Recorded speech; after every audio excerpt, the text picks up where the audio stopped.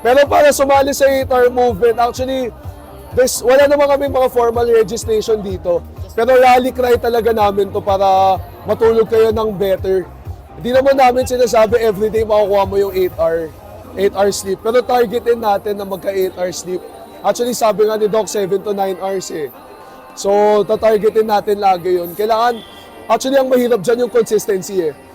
Para sumali ka sa 8-hour movement, kailangan consistent ka eh. So, hindi lang siya na parang, I promise, matutulog ako ng 8 hours, tas gagawin mo lang sa umpisa, pero sa huli, wala na. Hindi, consistency siya.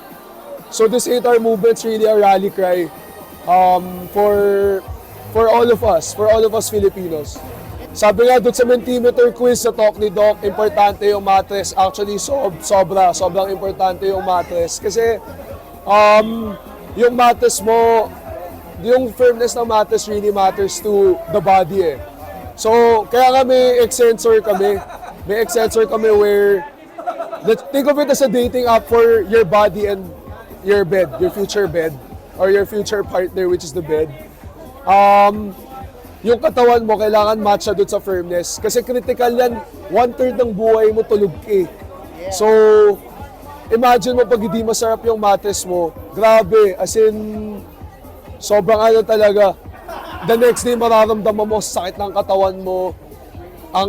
Tapos parang you feel so bad. You feel so bad kasi ang pangit ng hinigaan mo. More than that, no, yung pwesto ng pagtulog mo, importante din. Minsan napapansin ko, kunyari, 5 yung unan ko, minsan nagkaka-stiff neck ako. Or minsan kung kunyari yung firmness ng pillow ko, hindi akma dun sa neck ko. Nako, the next day, grabe, sakit ng leeg ko. So, I hope, so yun, guys, I mean, this weekend is all about World Sleep Day. And our team is 8-hour movement, so I hope that you guys join this rally cry for our 8-hour movement. And of course, Uratex is here to help you get a good sleep. And of course, we are in partnership with Abenson Home.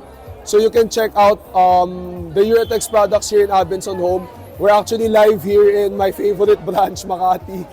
So yes, to join the 8-hour movement, maybe it's time to upgrade your mattress with Uratex.